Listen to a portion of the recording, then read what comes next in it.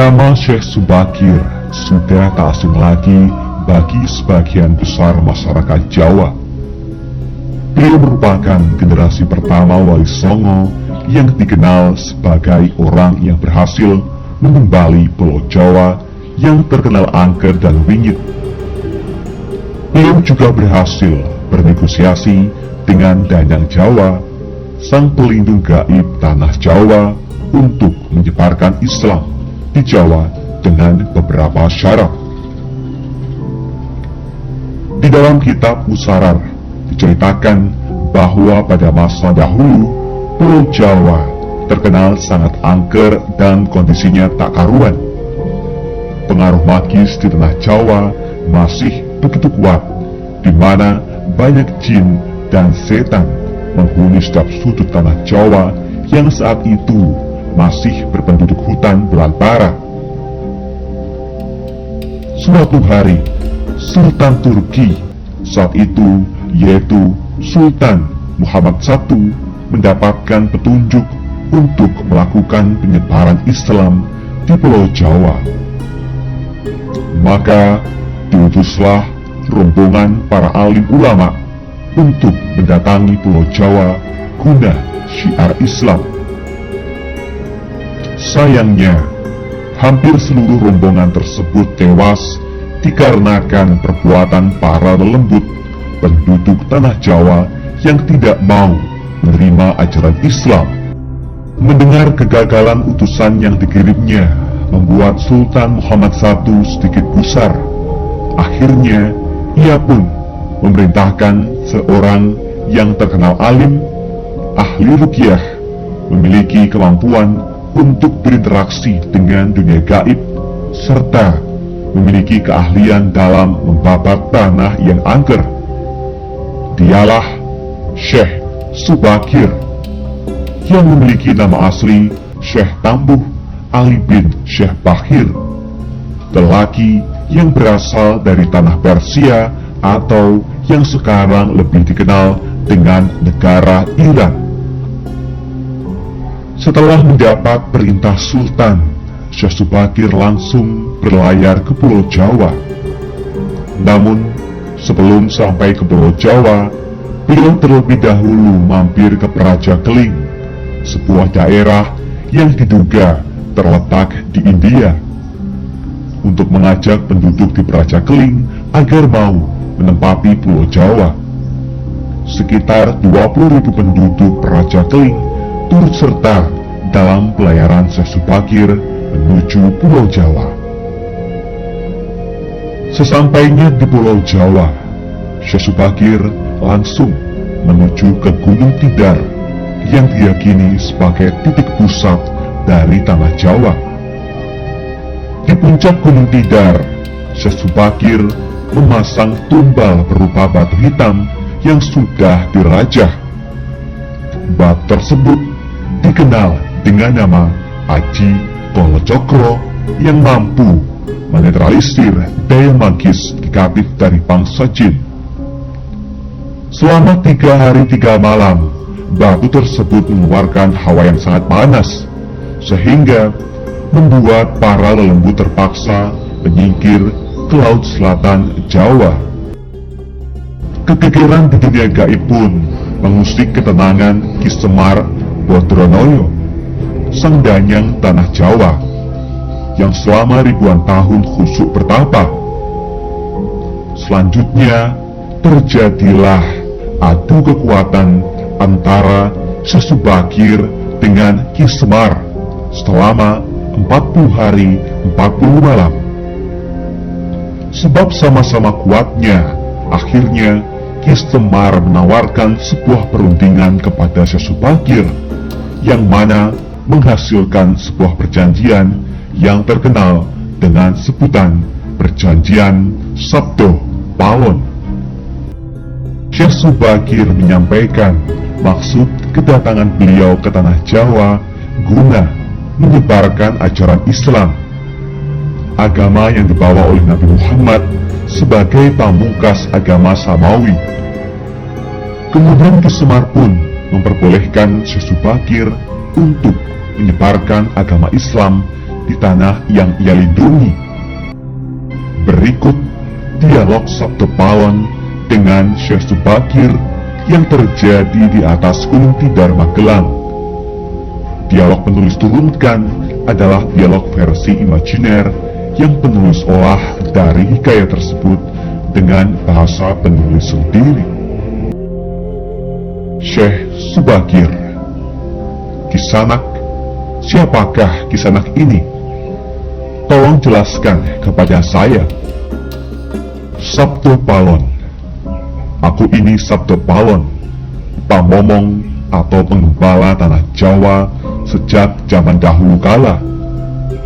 Bahkan sejak zaman Kadewatan, para dewa, akulah pamomong para kesatria leluhur. Dulu aku dikenali sebagai Sang Hyang Ismoyo Jati, lalu dikenal sebagai Ki Lurah Semar Bodronoyo, dan sekarang zaman Mojopahit ini namaku dikenal sebagai Sabto Palon.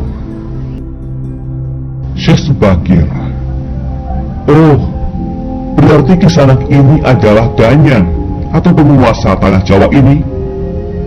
Perkenalkan Kisanak, namaku adalah Syekh Subakir, berasal dari tanah Syam, Persia. Sabto Palon. Ada hajat apa gerangan Jigantiko rawuh di tanah Jawa ini? Syekh Subakir. Saya diutus oleh Sultan Muhammad yang bertahta di negeri Istanbul untuk datang ke tanah Jawa ini. Saya tiadalah datang sendiri. Kami datang dengan beberapa kawan yang sama-sama diutus oleh Baginda Sultan. Sabto Palon. Ceritakanlah selengkapnya Kisanak, supaya aku tahu duduk permasalahannya. Syekh Subakir. Baiklah. Pada suatu malam, Baginda Sultan Muhammad bermimpi menerima wisik atau ilham, wisik dari Yang Akarya Jagat, Gusti Allah, Zat yang Maha Suci lagi Maha Luhur. Diperintahkan untuk mengutus beberapa orang alim ke tanah Jawa ini. Yang dimaksud orang alim ini adalah sebangsa pendeta, Brahmana, dan Resi di tanah Hindu. Pada bahasa kami disebut ulama. Sabto Palon. Jadi Jigantiko ini termasuk ulama itu tadi? Syekh Subakir. Ya, saya salah satu dari utusan yang dikirim Baginda Sultan. Adapun tujuan kami dikirim kemari adalah untuk menyebarkan huara suci atau ajaran suci amadar agama suci, yaitu Islam. Sabto Palon. Bukankah Kisanak tahu bahwa di tanah Jawa ini sudah ada agama yang berkembang, yaitu Hindu dan Buddha, yang berasal dari tanah Hindu? Buat apa lagi Kisanak menambah dengan agama yang baru lagi? Syekh Subakir. Biarkan Kawula Dasih yang memilih keyakinannya sendiri. Bukankah Kisanak sendiri sebagai danyangnya tanah Jawa lebih paham bahwa sebelum agama Hindu dan Buddha masuk ke Jawa ini, di sini pun sudah ada kapitayan atau kepercayaan? Kapitayan atau ajaran asli tanah Jawa yang berupa ajaran Buddha? Sabto Palon. Ya, rupanya Kisanak sudah menyelidiki Kawula Jawa di sini. Memang di sini sejak zaman sebelum ada agama Hindu dan Buddha sudah ada kapitayan asli. Kapitayan adalah kepercayaan yang hidup dan berkembang pada anak cucu di Nusantara ini. Syekh Subakir. Jika berkenan, tolong ceritakan bagaimana kapitayan yang ada di tanah Jawa ini. Sabto Palon. Secara ringkas, kepercayaan Jawa begini. Manusia Jawa sejak dari zaman para leluhur dahulu kala meyakini ada Sang Maha Kuasa yang bersifat tan keno kinoyo ngopo. Tidak bisa digambarkan bagaimana keadaannya. Dialah pencipta segala-galanya. Bawono aku dan bawono alit, jagat besar dan jagat kecil, alam semesta dan alam manusia. Wong Jawa diyakini bahwa Dia yang Maha Kuasa ini dekat juga dengan manusia. Dia juga diyakini berperilaku sangat welas asih. Dia juga diyakini meliputi segala sesuatu yang ada. Karena itu, masyarakat Jawa sangat menghormati alam sekelilingnya. Karena bagi mereka semuanya mempunyai sukma. Sukma ini adalah sebagai wakil dari Dia yang Maha Kuasa itu. Jika masyarakat Jawa melakukan pemujaan kepada Sang Pencipta, mereka lapangkan dengan tempat yang sulung. Sulung itu kosong, namun sejatinya bukan kosong, namun berisi Sang Maha Ada. Karena itu, tempat pemujaan orang Jawa disebut Sanggar Pamujan. Di salah satu bagiannya dibuatlah sentong kosong atau tempat atau kamar kosong untuk arah pemujaan. Karena diyakini bahwa di mana ada tempat sulung, di situ ada yang Maha Berkuasa. Syekh Subakir. Nah, itulah juga yang menjadi ajaran agama yang kami bawa untuk memberi ageman, pegangan atau pakaian yang menegaskan itu semua.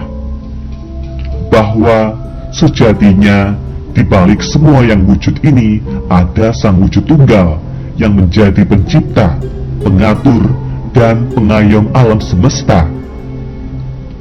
Wujud Tunggal ini dalam bahasa Arab disebut Al-Ahad, di mana Maha dekat kepada manusia. Bahkan lebih dekat Dia daripada urat leher manusianya sendiri. Ajaran agama kami menekankan budi pekerti yang agung, yaitu menebarkan welas asih kepada alam gumebyar, kepada sesama titah atau makhluk. Lihatlah Sang Danyang, betapa sudah rusaknya tatanan masyarakat Majapahit sekarang. Bekas-bekas perang saudara masih membara. Rakyat kelaparan, perampokan, dan penindasan ada di mana-mana. Ini harus diperbarui budi pekertinya. Sabtu Palon. Aku juga sedih sebenarnya memikirkan rakyatku. Tatanan sudah bubrah. Para pejabat negara sudah lupa akan dharmanya. Mereka saling sikut untuk merebutkan jabatan dan kemewahan duniawi. Para pandito juga sudah tak mampu berbuat banyak. Orang kecil saling tunjang, bersusah payah mencari pepangan.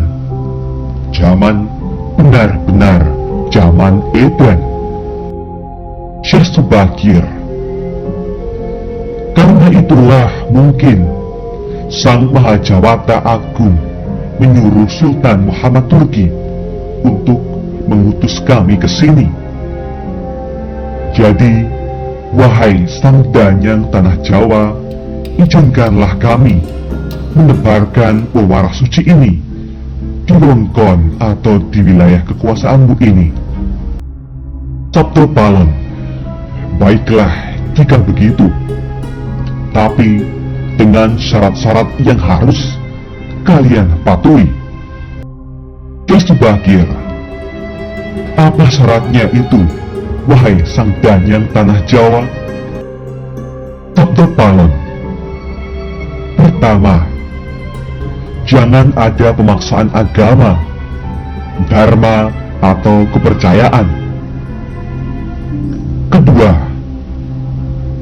jika hendak membuat bangunan tempat pemujaan atau ibadah, buatlah yang wangun bangunan luarnya tampak cakrak atau gaya Hindu Jawa, walau isinya dalamannya Islam.